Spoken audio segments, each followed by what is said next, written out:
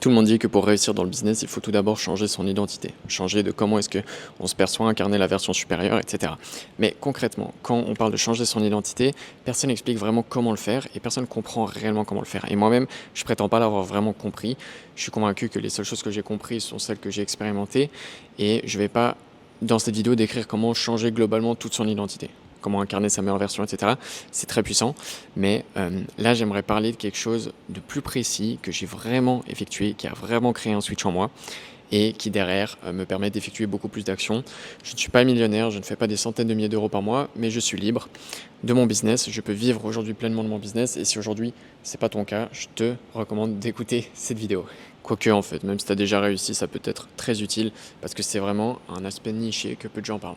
J'ai changé mon identité sur quelque chose de précis et je vais commencer cette explication par une anecdote de mon petit frère qui parlait avec son parrain qui lui est multimillionnaire, qui a vraiment réussi dans la vie, on va pas se le cacher, il a un peu l'American Dream et ils parlaient ensemble de business et tout et à un moment apparemment le sujet est venu sur moi et mon petit frère a dit quelque chose à son parrain, il a dit Baptiste c'est très fort, il a une grande qualité, c'est qu'une fois qu'il se fixe un objectif, il l'atteint et il se donne les moyens de l'atteindre. Et je ne l'avais pas forcément réalisé, je sais que je suis quelqu'un d'assez déterminé, etc. Mais depuis qu'il m'a raconté ça, je me suis dit, ok, je suis quelqu'un qui atteint mes objectifs, c'est rentré dans mon identité. Et ça a fait un switch de je me fixe des objectifs passivement et j'ai envie de les atteindre, mais voilà, sans plus, à chaque fois que je me fixe un objectif, je suis obligé de l'atteindre. Et je ne parle pas d'objectifs long terme, d'objectifs superflus ou qui ne sont pas détaillés, etc. Je parle de tous les objectifs, c'est-à-dire court, moyen, long terme. Et dans court, moyen, long terme, j'entends la to-do list du quotidien. La to-do list, pourquoi est-ce que c'est trop fort? Parce qu'à chaque fois que tu fais un plan d'action, une to-do list au quotidien, tu vas te concentrer sur comment atteindre tes objectifs du quotidien, chaque case étant un objectif. Et si en plus tu as le shift mindset de dire ok, je suis quelqu'un qui a atteint ses objectifs, et ben ça va être juste monstrueux parce que du coup tu vas réussir quasiment toutes tes to-do list. Évidemment des fois il y a des empêchements, etc. Je bouge un peu la cam, ça rend le truc un peu divertissant, mouvementé. Mais ce qui est important, c'est vraiment ce côté où tu commences à incarner cette identité. Moi, ça a été les objectifs, ça peut être d'autres traits qui peuvent être importants pour vous, mais je sais que je suis quelqu'un qui atteint mes objectifs. Et donc, chaque année, la seule condition à ça, c'est que du coup, il faut fixer des objectifs pertinents qui vont être vraiment importants et pas des objectifs superflus basés sur l'ego, le statut ou peu importe. C'est vraiment des objectifs qui sont intrinsèquement importants pour moi. Et une fois que je les fixe, c'est pour ça que je prends à chaque fois, chaque début d'année, je prends 48 heures pour vraiment fixer tous mes objectifs. Et une fois que je me les fixe, c'est ma ligne conductrice sur toute l'année et je les atteins.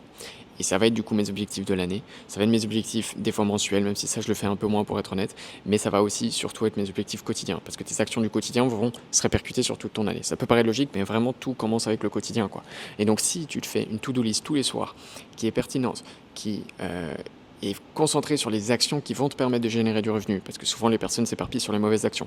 Si elle est concentrée sur les bonnes actions, que c'est concret et que derrière tu te forces à finir ta to-do list tous les jours, et même au moins 80% de ta to-do list, c'est pour ça que moi je me mets tout le temps des to-do list un peu plus sévères que ce que je pense pouvoir atteindre, comme ça, au pire je fais 80% de la to-do list et j'ai quand même fait une journée très productive.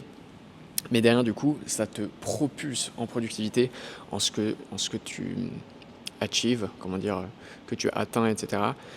Et ouais, c'est vraiment trop fort. Donc voilà, petite vidéo assez courte, mais franchement, implémenter ce shift mindset, si vous dites je suis quelqu'un qui atteint ses objectifs, ça va vous permettre de réussir dans tous les domaines. Là, je parle business, mais en soi, par exemple, je l'applique aussi quand je fais un jogging, la course à pied. Je suis en mode, ok, je m'étais fixé aujourd'hui 15 km. Même si je perds une jambe pendant mon run, je vais faire ces 15 km parce que je suis quelqu'un qui atteint ses objectifs. Et c'est là où je dis changement d'identité. C'est que peut-être que auparavant, je n'étais pas quelqu'un qui atteignait ses objectifs. Maintenant, je le suis. Ou en tout cas, c'est confirmé dans ma tête que je suis quelqu'un qui les atteint. Et du coup, je vais par définition les atteindre beaucoup plus. Et si je perds ces promesses que je me fais à moi-même, si je finis pas mes to-do list, si pendant mon jogging, je finis par faire 10 km au lieu de 15, ça se répercute sur mon mental et donc ça se répercute sur toutes les actions que je fais. Toutes mes pensées ne sont plus en accord avec mes actions et c'est là où il y a un décalage, un désalignement et une baisse de confiance en ce que je peux faire. Si je perds mes propres promesses, si je tiens pas mes propres promesses, pardon, c'est fini en fait. Et c'est là où la plupart des gens s'auto-sabotent et perdent au jeu du business ou dans leur vie ou à atteindre leurs objectifs, c'est qu'ils acceptent le fait qu'ils ne tiennent pas leurs promesses. Ça doit être inacceptable. Les promesses que tu te fais à toi-même, les objectifs que tu te fixes, ils doivent être atteints au minimum à 80%. Et voilà, après je sais que je reste humain, etc. Mais en tout cas, pour tous les domaines de ma vie, ça m'aide à performer beaucoup plus rapidement.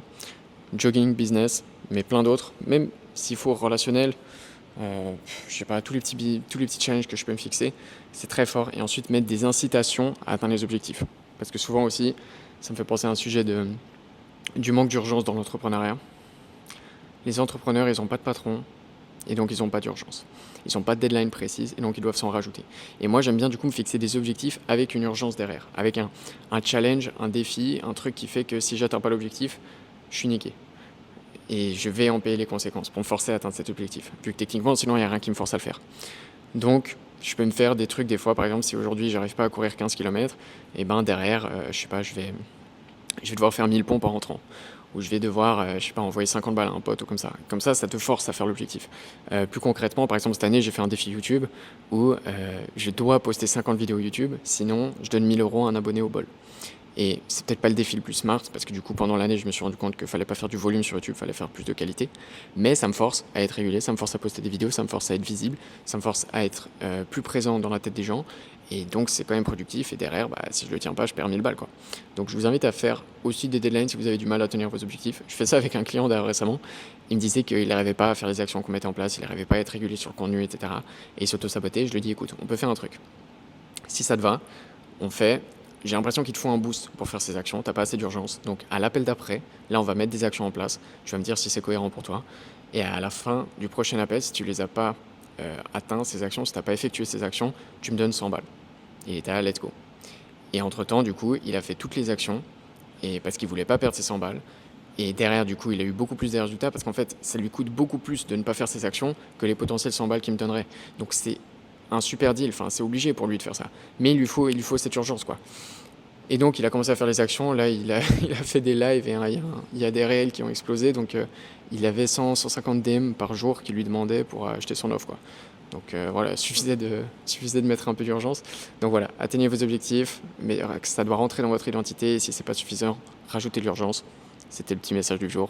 Et je vous dis à très vite.